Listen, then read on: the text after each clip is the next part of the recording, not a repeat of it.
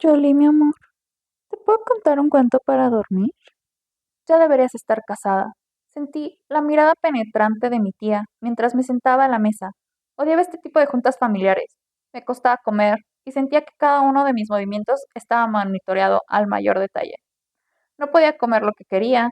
Me servía exactamente lo que mi madre se sirvió a sí misma. Me gustaba comer lo mismo que mi papá, pero para eso tendría que llevarme mi plato al baño, porque no había manera de que me sentara a la mesa con un corte de carne. Llegué corriendo del trabajo y se me olvidó por completo comer antes de llegar. Aquí solo me tocaría pedirle a mi estómago que no hiciera ruido por el hambre que tenía. La plática era siempre monótona, repetitiva. Los sobrinos, lo bien que les iba a mis primas en la escuela, a diferencia de mí, que me costó mucho terminar la carrera. Como mi prima se comprometió recientemente y cómo parecía que yo quedaría sola, a cuidar de todas ellas. Solo las escuchaba hablar mientras buscaba a mi papá, platicando felizmente con mis tíos. Bebía su cerveza, ignorando que yo le estaba pasando mal. Eso siempre me hacía sentir como el bicho raro de la casa, como si estar en esta comida me recordara que había intentado quitarme el apellido cuando era niña. Tomé mi vaso con agua y otra vez escuché a mi tía quejarse, diciendo que seguro solo quería aparentar que no tomaba, porque lo más probable era que con mis amistades, esas que me habían retrasado en mi educación, tomaba hasta el alcohol puro. A estas alturas de mi vida ya estaba acostumbrada a ignorarlas. No recuerdo un momento en específico en el que estas reuniones fueran importantes para mí. Quizás cuando mi abuelo estaba vivo, porque siempre me pasaba pan por debajo de la mesa, o me quedaba a escuchar sus historias mientras mis primos lo ignoraban o eran groseros con él. No sé en qué momento esto se volvió una cacería de brujas, pero sabía que necesitaba que esto parara. Después de una hora en la que ignoré a todo el mundo y me centré en comer con los cubiertos correctos, no poner los codos en la mesa y no reír muy fuerte, me levanté de la mesa. Escuché a mi tía reclamarme que si me levantaba debía de llevar los platos vacíos a la cocina, pero le indiqué que solo iba al baño un momento. Mientras caminaba hacia el baño, escuché cómo mi tía le decía a mi mamá cosas, criticándome por no haberme educado tan bien como a su hija. Preferí ignorarlas, a toda esa bola de brujas sin escoba. Tomé mis cosas y sigilosamente salí de la casa, pretendiendo con mis primos que solo iba a la tienda por algo que hacía falta. La verdad es que manejé al parque más cercano y al bajarme del auto, decidí quitarme los zapatos y desatar mi cabello. Me sentía sumamente exhausta, y eso que solo había estado unos segundos en la casa, que se sentía como un agujero negro que absorbía todas mis ganas de vivir. Temblorosa, saqué la caja de cigarrillos y encendí uno mientras caminaba por el pasto descalza. A estas alturas, pisar desechos de cualquier mascota se me hacía más limpio que seguir escuchando los comentarios de mis tías.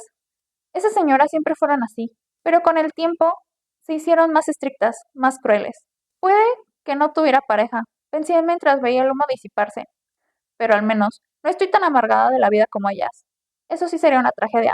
Tener que vivir con su amargura constante. O peor aún, tener que casarme con alguien que compartiera esa misma visión tan limitada y tóxica de la vida.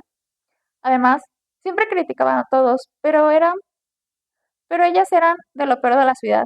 Eran hipócritas y mezquinas, y lo sabían. En fin. Lo bueno es que ya estaba fuera del circo. El aire fresco del parque comenzaba a calmarme. La tensión acumulada en mi cuerpo se iba disipando con cada bocada de humo y cada paso sobre el césped. Me di cuenta que hacía mucho tiempo que no me permitía este tipo de escape, este pequeño acto de rebeldía contra un sistema que me asfixiaba. Sentí una mezcla de alivio y tristeza. Alivio por estar lejos de la presión familiar, pero tristeza al darme cuenta que la paz que encontraba en estos momentos solo era temporal. No podía evitar pensar en cómo sería mi vida si realmente pudiera liberarme de todas esas expectativas, si pudiera ser simplemente yo, sin las voces críticas de mis tías resonando en mi cabeza. Me senté en un banco, dejando que la brisa jugara con mi cabello suelto. Observé a las personas que paseaban al parque, familias, parejas, personas solitarias como yo, cada una con sus propias historias, sus propios demonios.